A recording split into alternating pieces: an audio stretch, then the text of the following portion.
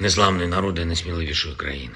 Завершується 63-й день нашої оборони. День, за який Bantuan kemanusiaan dan bantuan senjata terus mengalir kepada Ukraina untuk bertahan dari gempuran tetangganya Rusia. Pasukan Ukraina memberi perlawanan sengit. Hingga hari 63 invasi Rusia, Kementerian Pertahanan Ukraina mengklaim sebanyak 22.400 tentara Rusia meninggal. Sebanyak 185 jet tempur dan 155 helikopter Rusia ditembak jatuh. Sebanyak 939 tank dan kendaraan lapis baja musuh dihancurkan. Juga 2.342 artileri dan 1.666 kendaraan dimusnahkan. Presiden Ukraina Volodymyr Zelensky juga menyampaikan kabar gembira dari Uni Eropa. Komisi Eropa telah setuju untuk menghapus semua bea dan kuota pada ekspor Ukraina selama 1 tahun, serta menangguhkan tarif anti-dumping. Saya membahas rincian proposal ini dengan Presiden Ursula von der Leyen hari ini. Saya berterima kasih kepadanya secara pribadi dan kepada semua teman Eropa kami atas langkah ini.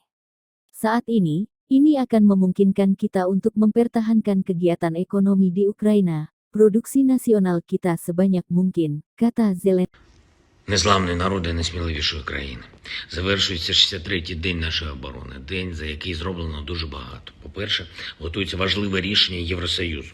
Європейською комісією погоджено прибрати на рік усі мита і квоти на український експорт, а також призупинити дію антидемпінгових тарифів. Обговорив сьогодні деталі цієї пропозиції з президенткою Урсулою фон дер Ляєн. Вдячний їй особисто і всім нашим європейським друзям за цей крок. Саме зараз це дозволить нам зберегти по максимуму економічну активність в Україні, наше національне виробництво. Але потрібно розглядати це рішення не тільки в українському контексті.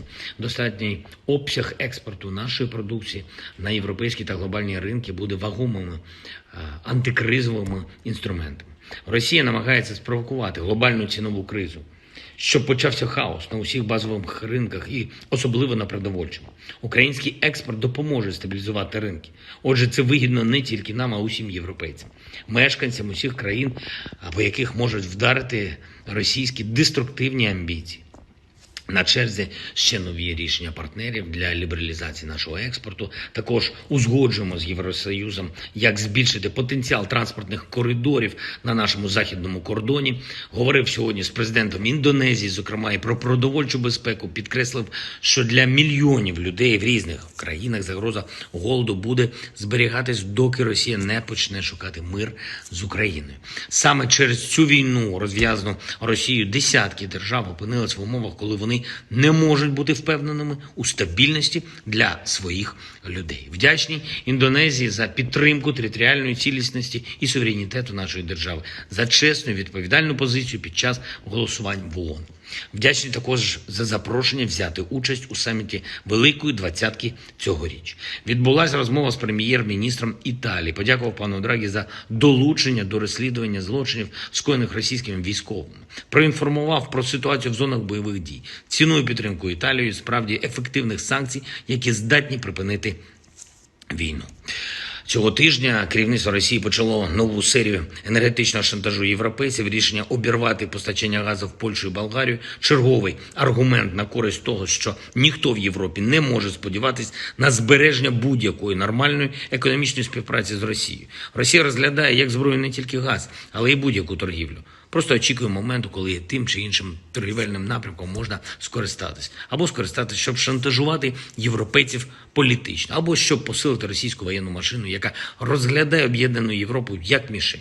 Тому чим швидше усі в Європі визнають, що не можна залежати в торгівлі від Росії, тим скоріше можна буде гарантувати стабільність європейським ринкам.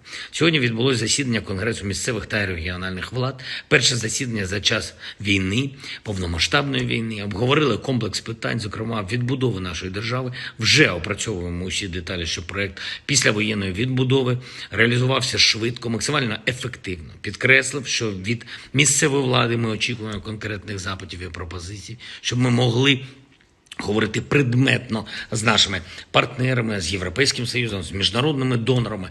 Громади мають надати всю інформацію щодо зруйнованого житла, усіх пошкоджених об'єктів. Обговорили, як і в якій послідовності будувати, як організовувати викуп готового житла.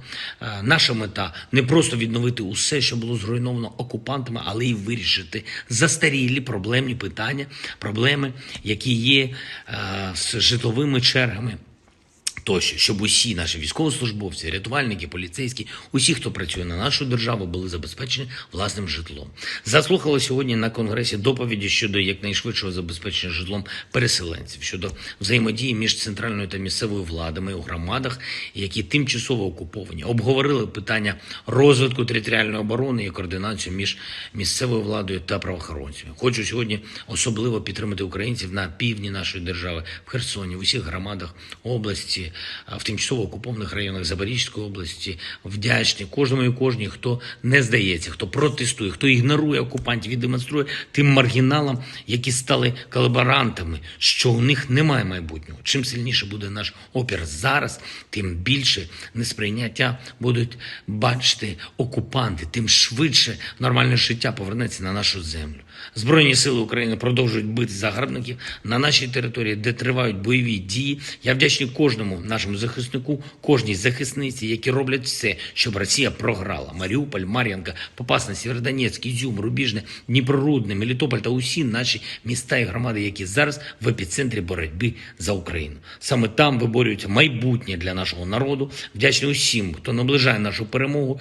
Щойно я підписав укази про нагородження наших героїв державними нагородами України, відзначені 173 військовослужбовці Збройних сил України. Звання Герой України присвоєно генерал-лейтенанту Наєву Сергію Івановичу, командуючому Об'єднаних сил Збройних сил України. Вічна слава кожному і кожній, хто став на захист нашої держави. Вічна пам'ять усім, хто віддав життя за Україну. Слава Україні! Terima kasih sudah nonton. Jangan lupa like, subscribe, dan share ya.